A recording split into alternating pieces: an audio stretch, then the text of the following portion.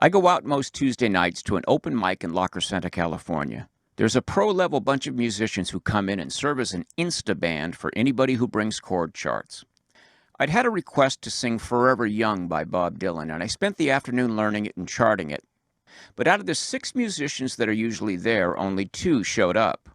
Typically, as many as 20 performers are there signing up to sing. This Tuesday, there were 4, including myself and the host. We each ended up doing 2 3-song sets to a largely empty room. Because you see, Omicron is sweeping through Los Angeles and everybody is running back into their houses and locking their doors.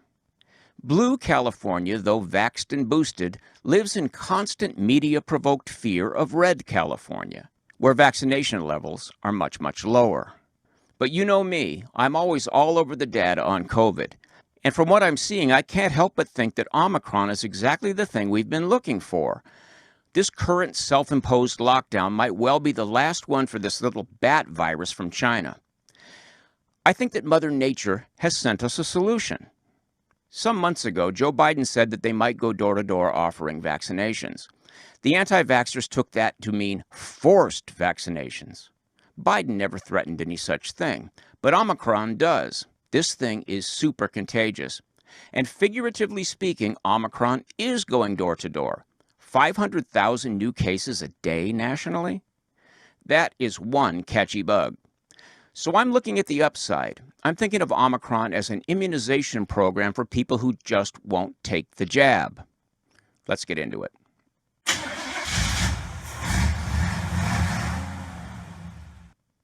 When we first started talking about herd immunity in early 2020, we were thinking that it eliminated a virus. That's not really the case. It just constricts the spread of a bug enough that we don't have a major health crisis. Take the flu, for example. With flu shots and medicine to reduce symptoms, and with people making an effort not to spread it when they get it, flu is manageable. That's the state that we're trying to get to with COVID-19. Some people will still get it when it's going around, but it won't be a cause for international panic. In 2017 and 18, 61,000 Americans died from the flu, and it wasn't even a top news story. How does the flu kill? It kills by invading the lungs of vulnerable people and causing pneumonia. That's how the Spanish flu killed 50 million in 1918 and 19. This is from the History Channel. Quote, "By the summer of 1919, the flu pandemic came to an end, as those that were infected either died or developed immunity. Almost 90 years later, in 2008, researchers announced that they discovered what made the 1918 flu so deadly. A group of 3 genes enabled the virus to weaken a victim's bronchial tubes and lungs and clear the way for bacterial pneumonia." Close quote. The genetics might be different, but that's how COVID kills. So a flu that doesn't target the lungs is not much of a threat. The same holds true for a COVID variant. And that is exactly what Omicron appears to be. This is from the New York Times. Quote, "Omicron is not just less likely to send somebody to the hospital. Even among people who need hospital care, symptoms are milder on average than among people who were hospitalized in previous waves. A crucial reason appears to be that Omicron does not attack the lungs, as earlier versions of COVID did. Omicron instead tends to be focused on the nose and throat, causing fewer patients to have breathing problems or need a ventilator. Dr. Rahul Sharma of New York Presbyterian told the Times, quote, "We're not sending as many patients to the ICU. We're not intubating as many patients, and actually most of our patients that are coming to the emergency department that do test positive are actually being discharged." Close quote. Here's a chart from the United Kingdom. This is important because Omicron hit Britain before us. Notice the cases have peaked and are going down, but look how few deaths have occurred. Don't be confused by this chart. The percentages measured here are against the benchmark for each category in January of 2021. That's why each colored line is pegged at 100% at that point. This just shows where Britain is now by comparison. As you can see, cases are far higher than they were a year ago, but hospitalizations, ventilations, and deaths are far lower. Here's a similar chart based on current U.S. figures. We're seeing the same thing, higher case numbers, but with less severe outcomes. And remember, almost all of the hospitalizations, as with Delta, are among the unvaccinated. This is a look at South Africa. This is where the Omicron first appeared. COVID surges have tended to follow a 2-month pattern. By this chart, it seems that Omicron has cut that almost in half. In the U.S., we're probably about halfway through this surge. But panic is a pastime now. Isolation, a morbid fascination. Californians are having a very hard time putting this all behind them.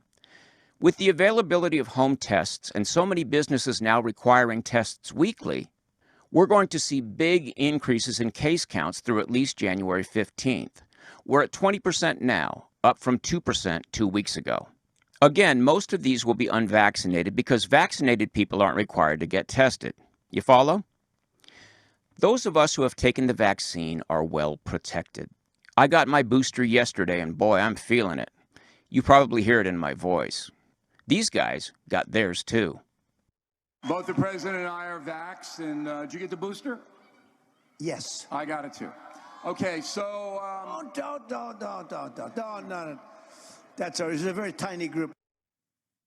Some people will simply not help us bring an end to the pandemic. The people who won't take the jab are also the ones less likely to wear masks. They're less likely to self-quarantine when they've been exposed. They see any precaution as some sort of submission to tyranny. I've been pissed off at these folks for months, just as I've been fed up with the lockdowns and the constant fear-mongering. Common sense America is dragging all of these people along behind us as we try to get back to normal. The Spanish flu pandemic ended by people dying or becoming immune. That's how this will end. The difference is that we have vaccines that many still refuse. In my view, Omicron is the pandemic buster. It is so contagious that most of the vaccine holdouts will get a case. But it's so mild that most will live and then carry a good, strong immunity. This will hold us all in good stead for variants that will undoubtedly come along later. Early in the pandemic, Sweden bucked the European trend and didn't impose lockdowns. Over time, we saw that that approach wasn't entirely effective. But now that most of us are vaccinated and the milder Omicron is taking over, Sweden's approach is the one we ought to emulate. Let's keep everything open. Let's let the Omicron make its rounds. Let's take good care of the particularly frail, and like I said, treat Omicron as an immunization program for those who won't get vaccinated. I'll close with this from the New York Times. Quote, "Before Omicron, a typical vaccinated 75-year-old who contracted COVID had a roughly similar risk of death, around 1 in 200, as a typical 75-year-old who contracted the flu. Omicron has changed the calculation.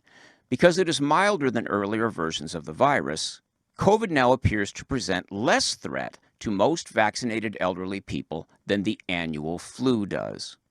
The flu, of course, does present a risk for the elderly, and the sheer size of the Omicron surge may argue for caution over the next few weeks.